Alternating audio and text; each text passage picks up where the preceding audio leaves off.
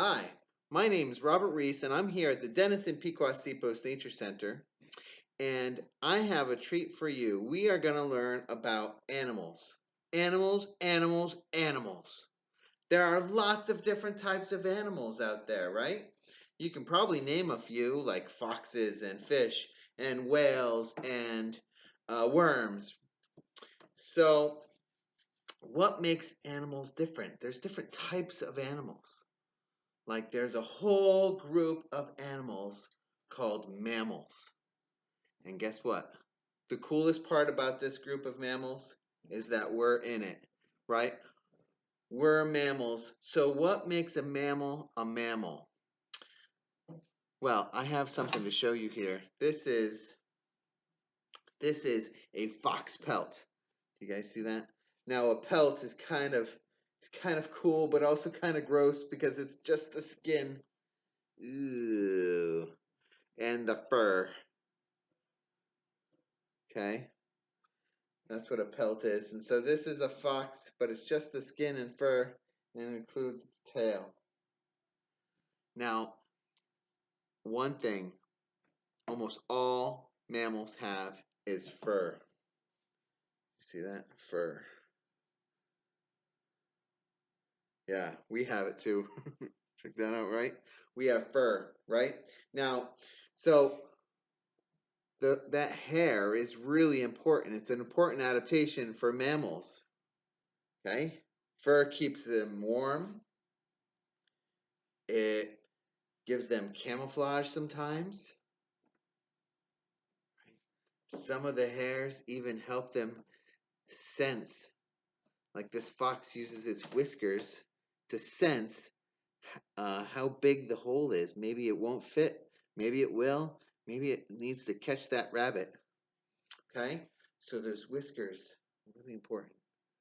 So hair is a really important one for mammals.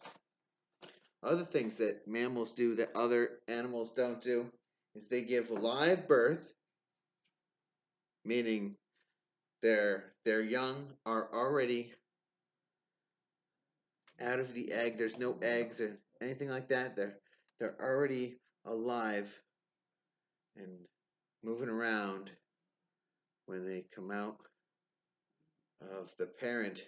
And what's really, really, really important, most important about a mammal, the most important thing, right, is that mammals nurse their young. That means they produce milk and they feed their babies milk.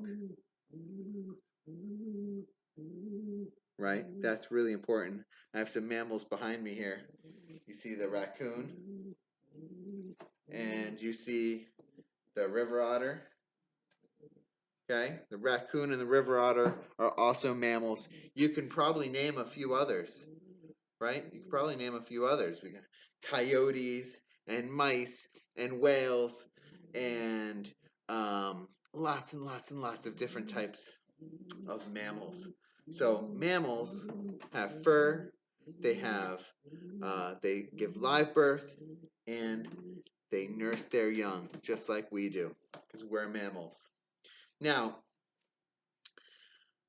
there's lots of different types of animals, like I said, and one type of animal doesn't have any fur, but sometimes it can give live birth, and other times it doesn't.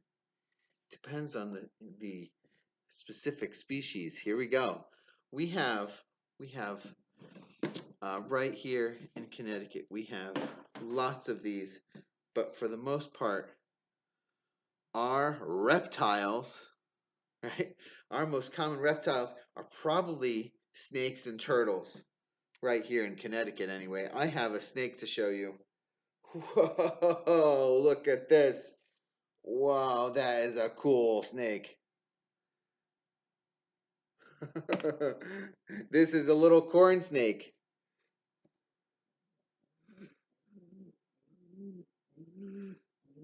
Now, snakes are a member of a big group of animals called reptiles. And reptiles are cold-blooded. Cold-blooded means that they get all their warmth from their environment. from the sun, right? So they have to wake up in the morning, go find a nice sunny rock and warm up. Otherwise, they can't digest their food. See, mammals are different. Mammals are different. When we eat, it actually helps us warm up, right? Reptiles have to wait until the sun comes out and then they can warm up. So she's soaking up the sun. Reptiles are also different because most of them lay eggs. Most of them lay eggs. In fact, reptiles, for the most part, lay soft, rubbery sort of eggs, roughly about that big, depending on the reptile, obviously. So think of turtles. Turtles are reptiles. Lizards are reptiles. Crocodiles are reptiles. Snakes are reptiles. Reptiles also have scales. Check out her skin. Yeah, the scales on her skin are so cool. Look at that. So her scales are hard. And then there's skin in between that's really, really flexible. That's pretty handy. Because that means she can move around, she can bend, she can twist. But she's still really hard to get through her scales. So it's really good armor. She also has some really interesting camouflage, huh? Her color is a little funny because it's all this orangish color. But if she's amelanistic, which means her skin is a different color, a weird color. But if she was a natural color, she'd be a brownish color. So she would actually blend in really well.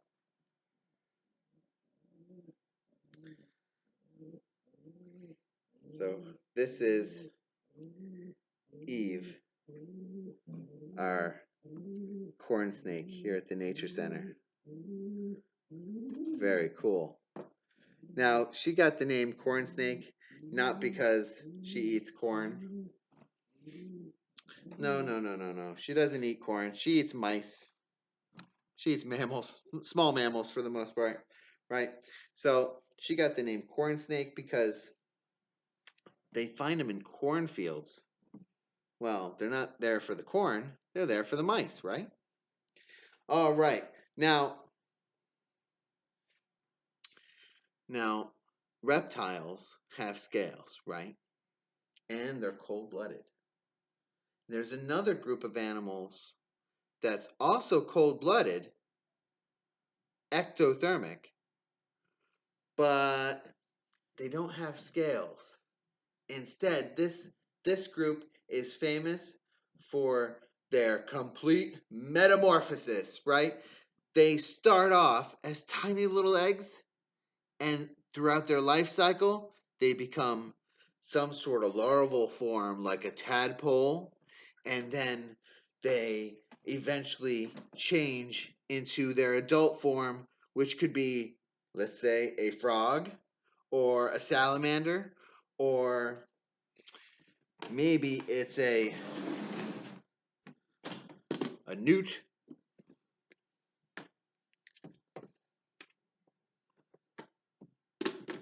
To show you, I have a frog here. Now, frogs and salamanders and mud puppies and newts, they're all amphibians.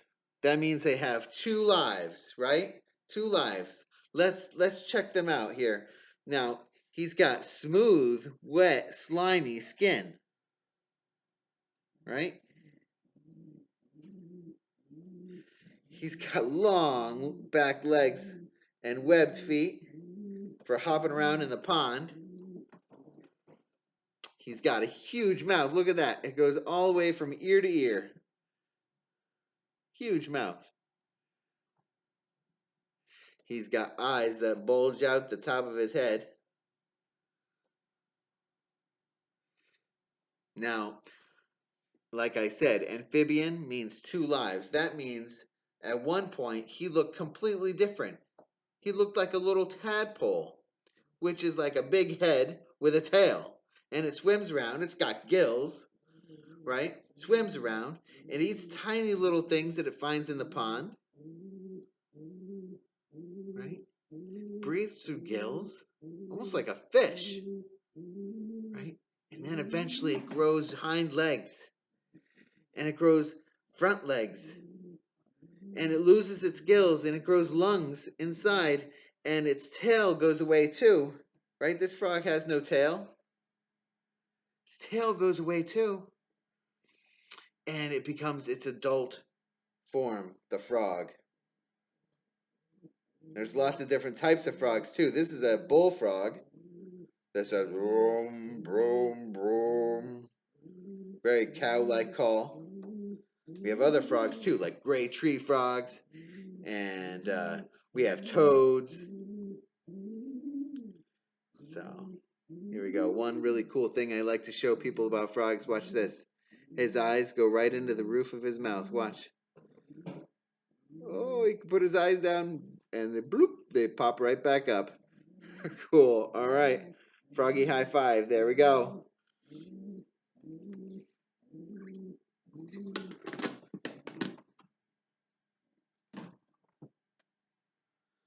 Now, we're not going to get to all the animals today because there's so many animals. But really quickly, I can't help but mention insects. Don't forget about insects and other invertebrates. Invertebrate means they don't have backbones. They're spineless. Yeah, they don't have backbones. In fact, they don't have bones at all. Instead, they have this exoskeleton, a hard shell, right? So insects and millipedes and centipedes, things like that. There's also ones that don't even have a hard shell, like worms, right? So don't forget about the invertebrates. And don't forget about fish. There's lots and lots of fish out in the ocean and ponds and lakes and streams. And fish are so cool. They have big mouths and big eyes, and they have gills and fins and scales. And some of them produce slime. So cool. All right, but my favorite animal here at the Nature Center, type of animal, is totally the birds. The birds are so cool. And what makes a bird, or one thing that all birds have and only birds have, is feathers. Feathers, my friend. Feathers are so important to birds. They allow for flight. Okay? They make their wings nice and big. Look at this wing. That is so huge. Right? And that's not even that big of a bird, right? It's not even, this isn't from a big eagle. This is from a little red-tailed hawk, right? Okay, but that's a big wing. And without these feathers, there's no way birds could fly. Feathers are so light and they make so much surface that it makes flight possible. Feathers also keep them warm, right? Feathers also keep them warm. They're really good insulation, like ducks and geese that are active all winter, swimming around in the freezing cold water, but aren't cold at all. In fact, they're nice and warm. This is a feather from a vulture.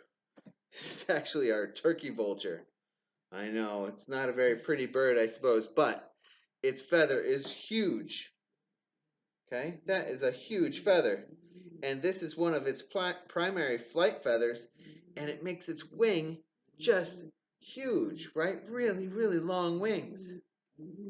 Okay, now a vulture can fly, like soar, for like 6 hours without flapping its wings. Yeah, 6 hours without flapping its wings because of those huge feathers and the fact that they have hollow bones. I have a real live bird to show you. I'll be right back. Don't go away.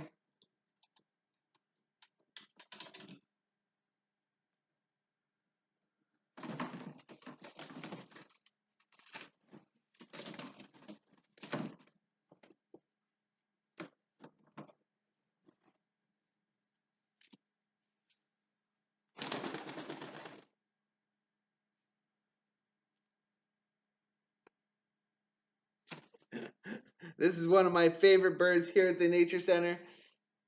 Her name is Rosie. Hello, Rosie. Hop up there. There you go. She is so sweet. She's a little pigeon, a little white pigeon. Now, pigeons aren't native to the Connecticut, and they're not really found here at the Nature Center, but they're very common. Um, and she's here, we think, because she was a pet. She was somebody's pet because she's so sweet. But she is an excellent bird, and you can see all these feathers. She'll probably jump off my hand here soon, so you can see her flap her feathers. Watch this. Go ahead, Rosie. On three. 1, 2, 3. Whoa! That was so good, Rosie. Nice job. All right, let's have them see that again. Here we go. Let's try that one more time, Rosie. One more time. Here we go. Watch how she flaps her wings to take off. Here we go. Whoa! Oh, nice job, Rosie. Nice job. All right. Good job. There we go. There we go. All right, Rosie. Say goodbye. Thank you guys for tuning in. Thank you for watching. And a special thanks to the Nordstrom Corporation Foundation for sponsoring the video. Thank you again.